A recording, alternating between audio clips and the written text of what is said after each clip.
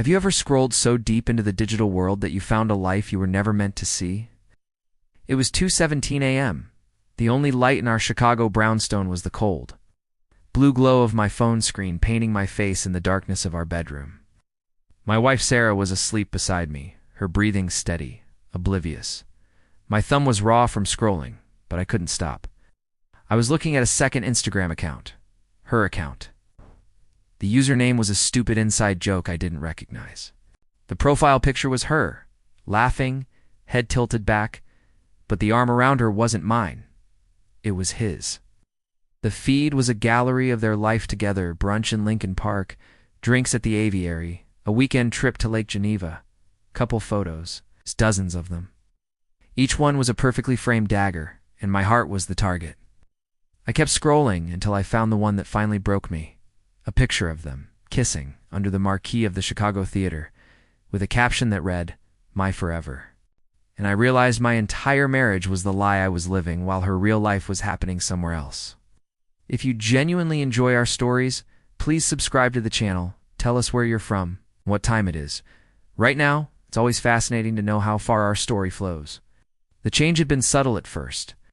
Late nights at the office, she said, were for a big merger at her law firm on LaSalle Street. Phone calls she'd take in the other room, her voice dropping to a whisper. When I'd walk in, she'd snap the phone shut and flash a smile that didn't quite reach her eyes. "It's just a colleague, honey. Stressful stuff." She started guarding her phone like it was a state secret, the screen always angled away from me. Then came the receipts I'd find in her coat pockets for dinners at Gibson S Bar and Steakhouse. On a night she told me she was eating a sad desk salad.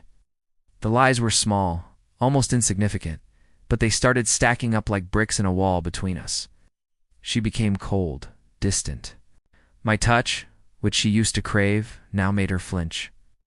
When I tried to talk about it, to bridge the growing chasm, she turned it on me. "Why are you so insecure all of a sudden, John? It's unattractive," she'd say, her voice dripping with a manipulative chill. "I'm just busy. Need to trust me." The gaslighting was so effective I almost believed her. I felt small, pathetic, a paranoid husband, questioning a successful, beautiful wife who was clearly out of his league.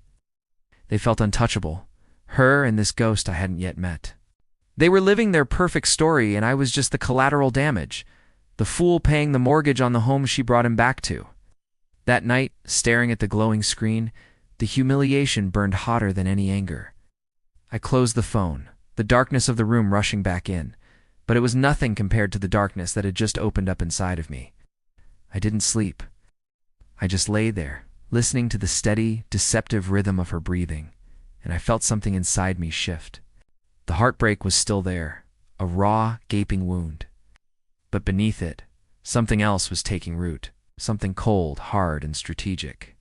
The loyal husband was dead. In his place was a man with a singular purpose.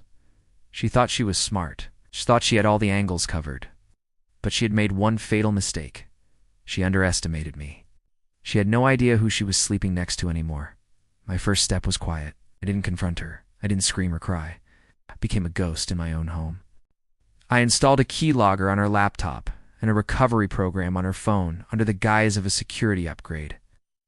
I needed more than just Instagram photos. I needed dates, times, conversations. I needed a fortress of evidence so airtight that not even the best lawyer in Chicago could find a crack. The texts I recovered were sickening. They weren't just about sex. They were about me. They mocked my job, my habits, the way I told stories. They laughed about my cluelessness. The affair partner, Mark, was a real estate developer she'd met through work. Smug, arrogant, with a profile full of yacht pictures and expensive watches. They were a perfect match. I spent the next 2 months gathering everything. I hired a private investigator, a grizzled ex-cop who met me in a dingy diner in the Loop. He got me photos. Photos of them checking into the Peninsula Hotel. Photos of them kissing in a parking garage on Rush Street. I documented every cent I had ever put into our shared assets, every dollar of my inheritance I'd used to pay off her student loans. I contacted a divorce attorney, a shark named Peterson, who looked at my binder of evidence with a predatory gleam in his eye. We set the traps, transferred assets into trusts she couldn't touch. We prepared the filings, The date was set, our 5th anniversary. Sarah had planned a huge party at our home. She invited all our friends, her family, her colleagues, and I discovered from her texts she had invited Mark. She was that arrogant. Nice. She wanted to parade her lover in front of her husband in their own home. The day of the party was surreal. I played the part of the doting husband perfectly, smiling, pouring champagne, accepting congratulations on 5 years of marital bliss. Sarah was radiant, queen of her castle, moving through the crowd with an effortless grace that now turned my stomach.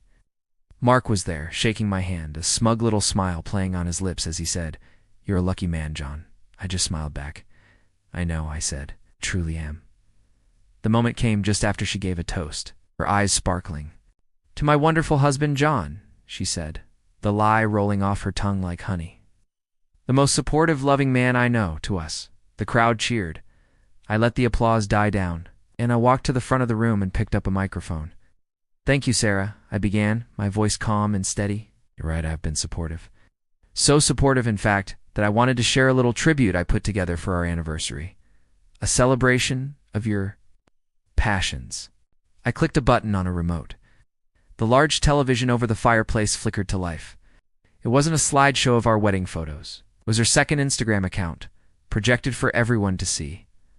A gasp rippled through the room. I clicked again. The first photo from the pie. Sarah and Mark checking into the peninsula, her hand on his chest. Click. Them kissing in the parking garage. Click. A screenshot of a text. "I can't wait to be done with him. You're my future." Sarah's face went white.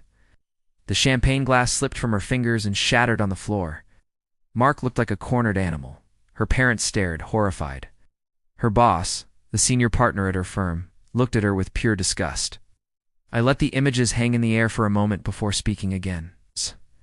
"I'd like to propose a toast of my own," I said, my voice cutting through the dead silence. "To Sarah and to Mark, may you be as happy together as you've been pretending to be for the last year." I turned to Sarah, my eyes cold as ice. "By the way," I said, my voice dropping to a near whisper, "you've been served."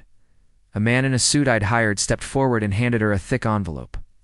"And Mark," I said, turning to him, "I took the liberty of forwarding this entire file to your wife. It seems she was just as clueless as I was. The aftermath was a firestorm. Sarah was fired. Her law license was put under review for moral turpitude. Her family disowned her. Our friends, our real friends, sided with me. The divorce was brutal for her and effortless for me. She got nothing. The prenup held, and my evidence proved her infidelity so thoroughly she couldn't contest it. She was left with her debt, her shame, and a man who, it turned out, was already married. I sold the brownstone. I moved out of Chicago, needing to put the city and its ghosts behind me. Sometimes, late at night, I think about her. I don't feel anger anymore, or even sadness. I just feel quiet. The last I heard, she was working as a paralegal in a small town in Wisconsin, living in a cramped apartment above a laundromat. She had destroyed my world, and in return I had simply held up a mirror and let her see the monster she had become. But it didn't feel like a victory, just felt like the end.